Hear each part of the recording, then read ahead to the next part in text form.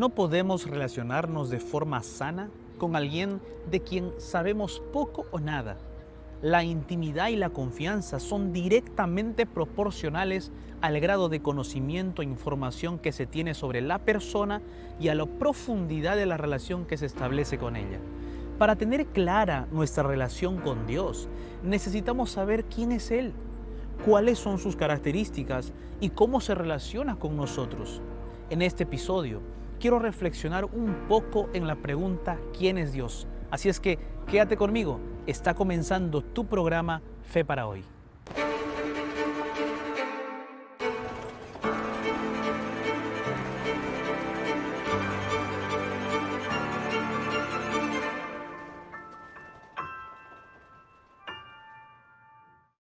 Antes de continuar con nuestra reflexión del día de hoy sobre quién es Dios, yo tengo aquí un regalo muy especial para ti, para que puedas disfrutar de este estudio bíblico titulado En busca de la verdad. ¿Será que la verdad existe? ¿Será que Dios es parte de la verdad que se nos ha revelado en la Biblia? ¿Cómo poder disfrutar de esa verdad y alcanzar libertad plena?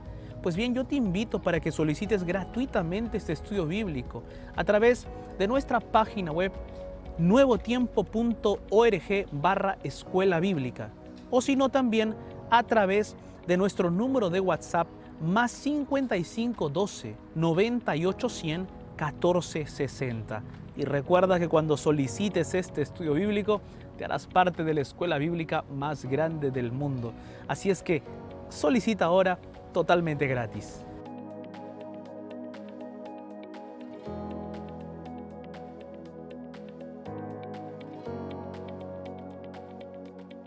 Los conflictos teológicos en torno a la controversia entre inmanencia versus trascendencia han tenido lugar en la historia de la teología durante al menos 3 siglos.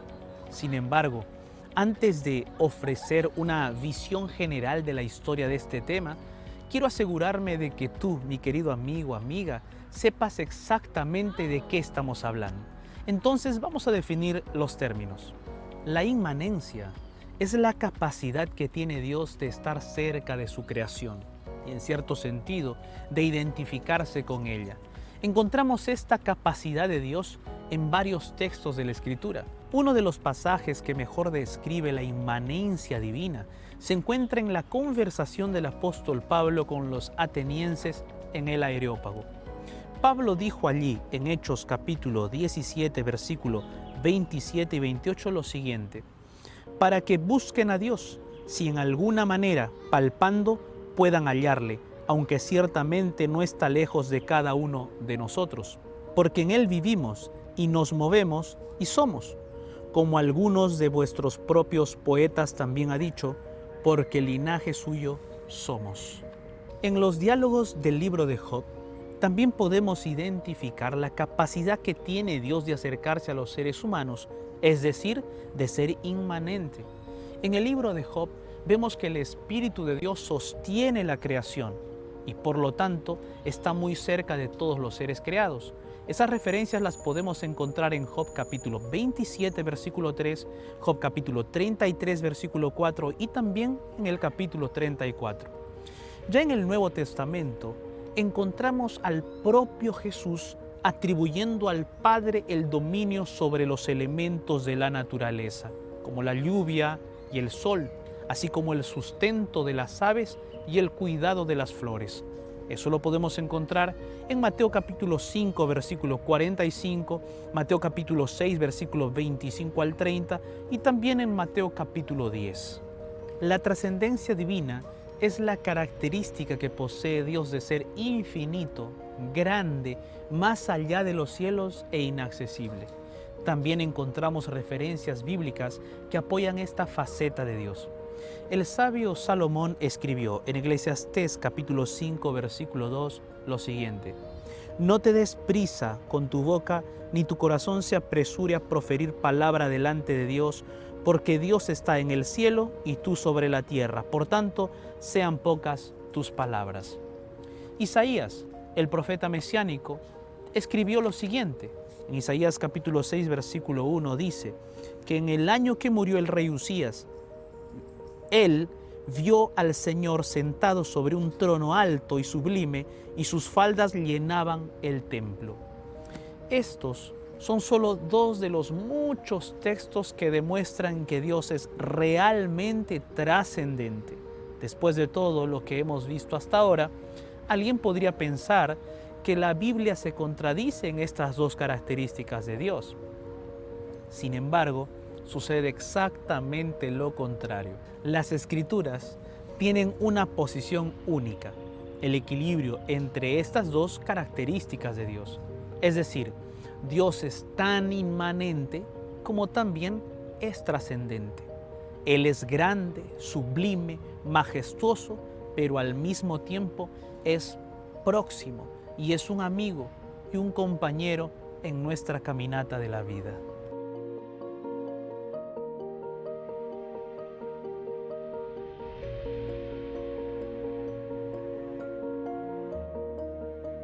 La búsqueda del equilibrio entre la inmanencia y la trascendencia debería ser el objetivo de la teología cristiana y de la práctica religiosa de todos nosotros. Un énfasis exagerado en la inmanencia puede dejar a Dios atrapado en una cultura particular, mientras que un énfasis exagerado en la trascendencia puede generar la noción de un Dios frío y distante, y esto implicaría una teología irrelevante para la cultura. A lo largo de los siglos, la teología ha sufrido un movimiento pendular en relación con este tema. Durante la Edad Media se enfatizó la trascendencia divina. La teología católica construyó la idea de un Dios lejano a través de sus rituales religiosos, las restricciones de acceso a la Biblia y la prohibición de que la gente común puede acceder a Dios. Así es, la teología católica medieval daba al sacerdote acceso exclusivo a lo divino. Las grandes catedrales góticas son un ejemplo de ese Dios grande e inalcanzable que se predicaba en aquella época. Ya en el siglo XVI, la Reforma protestante tiró el péndulo de la historia de la teología hacia el lado de la inmanencia. El Dios lejano que habitaba en las alturas comenzó a habitar en los corazones de los creyentes. De esta manera, la Reforma protestante fue el movimiento del péndulo hacia el equilibrio. Hubo un retorno a la inmanencia, pero manteniéndose las nociones de trascendencia. Podemos decir que hubo un relativo equilibrio durante el inicio del movimiento de la Reforma. Sin embargo, el siglo XVIII trajo consigo la radicalización de la inmanencia. El humanismo puso el enfoque en el hombre y desplazó a Dios a la periferia de la vida de las personas. La Ilustración situó al ser humano y no a Dios en el centro de la historia, en contraste con el pensamiento de la Edad Media y de la Reforma, que consideraba la importancia de las personas según cómo encajaban en las actividades de Dios en la historia. Los pensadores de la Ilustración determinaron la importancia de Dios según cómo encajaba en la historia de la vida de cada persona. Así, Dios fue sacado de su posición exaltada en los cielos, a los que apuntaban las catedrales góticas, y colocado en el mundo de los asuntos humanos. El siglo XIX sigue a su antecesora, la Ilustración, en el énfasis de la inmanencia divina, especialmente porque fue en este siglo cuando empezaron a cobrar fuerza las llamadas ciencias sociales, que relegaron a Dios cada vez más al ámbito de la vida particular de las personas. Ya en el siglo XX, sobre todo después de las dos grandes guerras mundiales, se desarrolló una teología muy diferente, en un intento de igualar las dos tendencias del péndulo teológico. No es mi objetivo detallar la historia de la teología del siglo XX, pero es importante decir que en este periodo se acentuó tanto la inmanencia como la trascendencia. Esta variedad de teologías del siglo XX ha generado en el siglo XXI una teología con mucha diversidad de pensamientos religiosos. En la época contemporánea tenemos tanto movimientos que enfatizan la inmanencia como movimientos que enfatizan la trascendencia, aunque hay una mayor tendencia a enfatizar la inmanencia divina. Como ya mencioné antes, si nos centramos en el texto bíblico, encontraremos el equilibrio perfecto entre estas dos características de Dios. La Biblia no presenta a Dios como inmanente o trascendente, sino como ambos. Solo en la Biblia podemos encontrar el punto de equilibrio.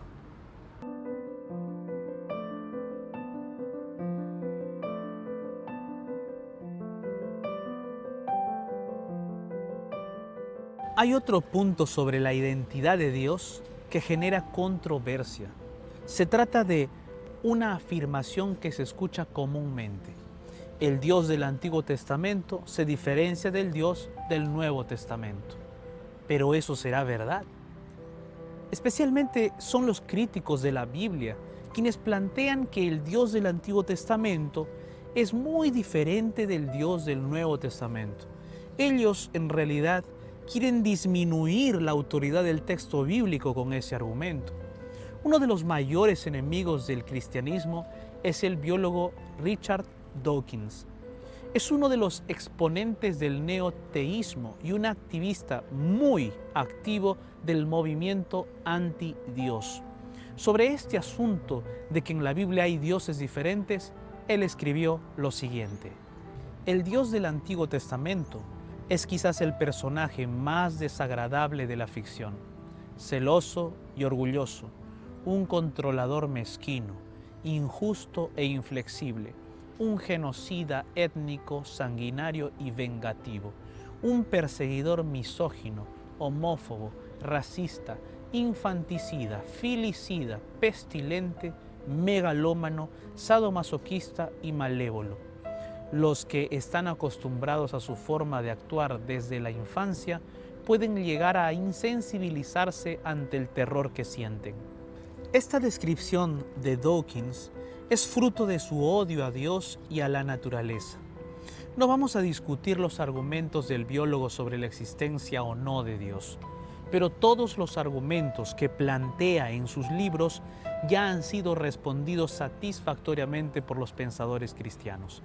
En particular, sobre su libro Dios, un engaño, puedes encontrar las respuestas en el libro El engaño de Dawkins de Alistair McGrath.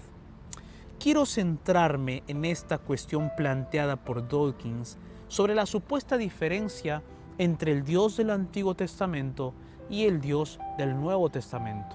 En verdad, este planteamiento es ilusorio y para demostrarlo, solo tenemos que mirar de cerca el contexto general de la Biblia.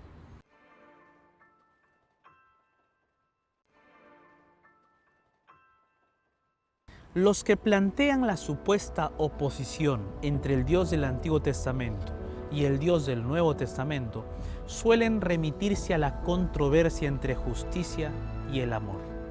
El argumento es que el Dios del Antiguo Testamento es ávido de justicia y carente de amor, y que el Dios del Nuevo Testamento es abundante en amor y carente de justicia punitiva. Pero, ¿verdaderamente refleja este pensamiento la realidad? Podemos plantear varias situaciones bíblicas en las que se prueba que el mismo Dios de justicia y amor actúa en ambos testamentos. La justicia punitiva divina se observa en el Antiguo Testamento cuando, por ejemplo, Dios hizo eliminar a todos los amalecitas. Eso lo podemos encontrar en 1 Samuel capítulo 15. Pero una actitud similar se puede encontrar en el Nuevo Testamento, cuando Dios eliminó a Ananías y a Zafira por haber mentido. Eso se encuentra en Hechos capítulo 5. Un estudio serio y minucioso de los dos episodios mostrará que Dios fue justo al castigarlos luego de haberles ofrecido oportunidades a ambos grupos. Fue Cristo quien dijo en el Antiguo Testamento, en Malaquías capítulo 3, versículo 6, porque yo Jehová no cambio. Sobre Dios, el apóstol Juan declaró en el Nuevo Testamento, en 1 de Juan capítulo 4, versículo 8, él dijo, el que no ama no ha conocido a Dios, porque Dios es amor.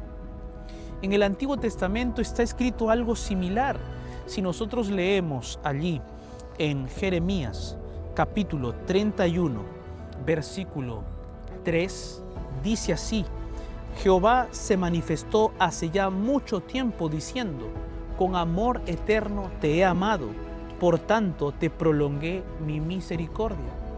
En otras palabras, el Dios de los dos testamentos te ama con todo su ser. Vive con confianza y descansa tranquilo, tranquila en esta certeza.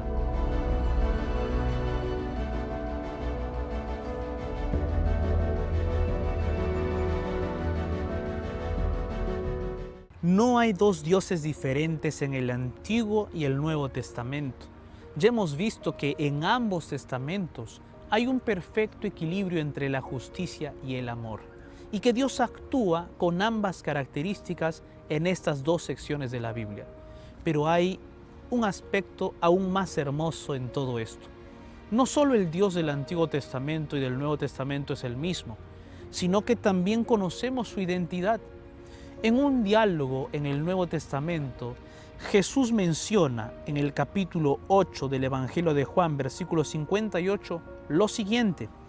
Jesús les dijo: de cierto os digo, antes que Abraham fuese, yo soy. Presta atención a esta información. En el contexto del Éxodo está escrito lo siguiente. Mira lo que dice Éxodo capítulo 3, versículo 14. Y respondió Dios a Moisés: yo soy el que soy. Y dijo: así dirás a los hijos de Israel, el yo soy me envió a vosotros. Si has prestado atención a estos dos versículos, entonces ya has captado la enseñanza bíblica. Cristo es el Dios del Antiguo Testamento. Así es, todas las manifestaciones de las acciones divinas llamadas en la teología de teofanías son apariciones del Jesús preencarnado. ¡Qué maravilloso es esto! ¿No es verdad?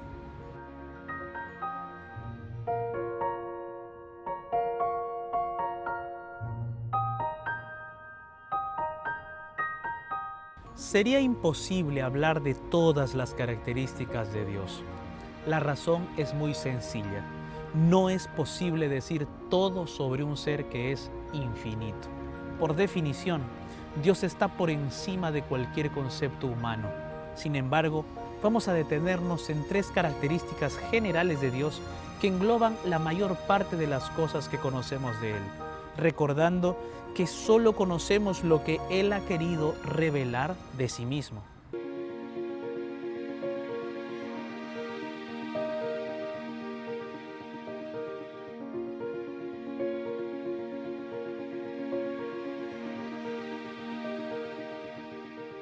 Dios es omnisciente, es decir, Él lo sabe todo. Ante esto, algunos preguntan si esta presciencia de Dios o preconocimiento haría a Dios responsable de las tragedias. Por cuestión de tiempo, no vamos a discutir esta cuestión aquí, pero en definitiva, el preconocimiento divino no lo determina todo. El destino de las personas no se determina porque Él lo sabe. Dios conoce el futuro y conoce las decisiones que cada uno tomará, pero la libertad humana permanece intacta frente a la omnisciencia divina. Dios tiene poder para escudriñar el corazón humano. Él sabe lo que ocurrirá en el futuro y las profecías lo demuestran. Él sabe cuáles serían o serán las consecuencias de nuestras decisiones, pero no controla nuestras decisiones.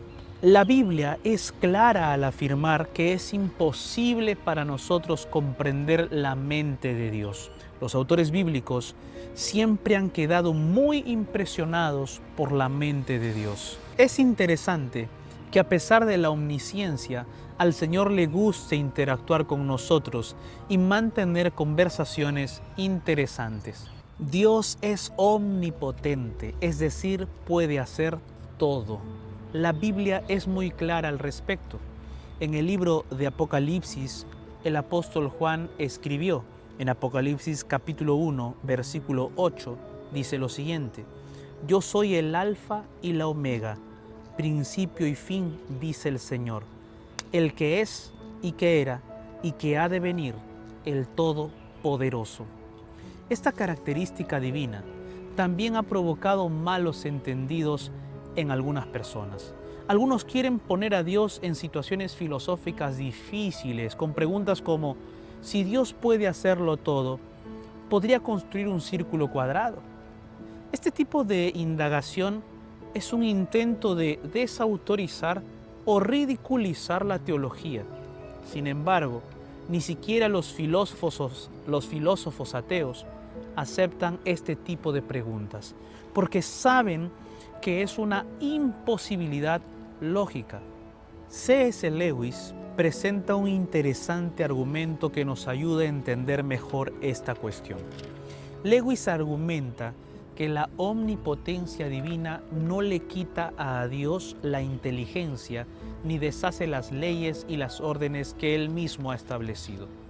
Su omnipotencia significa que puede hacer todo lo que es intrínsecamente posible y no lo que es intrínsecamente imposible. Es posible atribuirle milagros, pero no acciones absurdas. Y esto no limita su poder.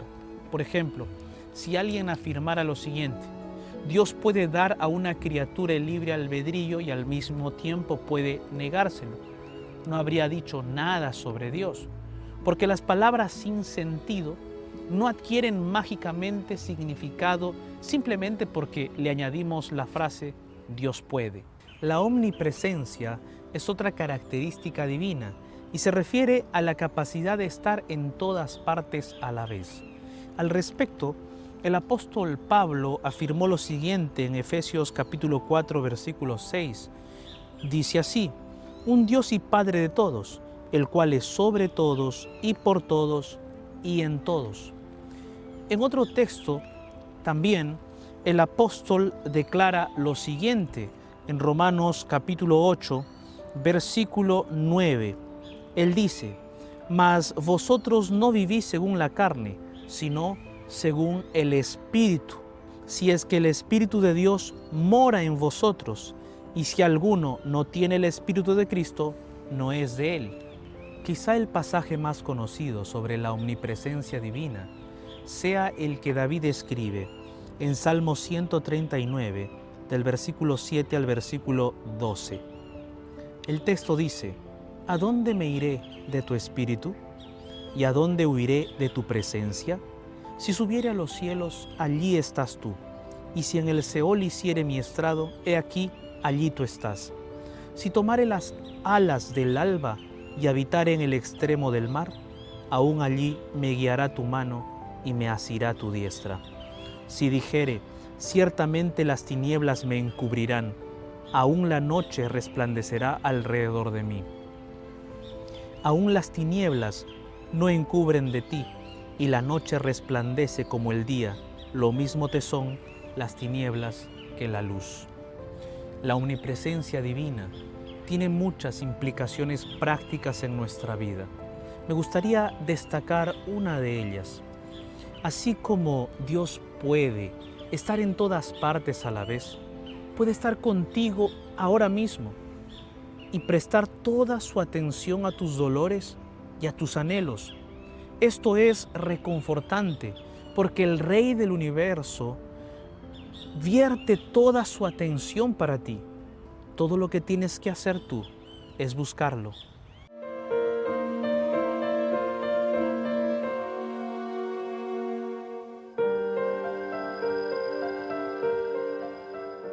En el programa de hoy te he proporcionado varias informaciones sobre Dios. Es bueno saber todo esto, pero simplemente almacenar esta información en nuestra mente no será suficiente para resolver nuestros problemas más profundos. Además de saber quién es Dios, necesitas relacionarte con Él a través de su palabra. Solo cuando la información se convierte en relación, la perdición se transforma en salvación. El Dios trascendente e inmanente que actuó en el Antiguo y en el Nuevo Testamento, que decidió revelársenos y que todo lo puede, quiere extenderte su gracia para salvarte y convertirse en tu mejor amigo. ¿Quieres aceptar esa gracia maravillosa de Dios el día de hoy? Yo espero que sí. Que Dios te bendiga.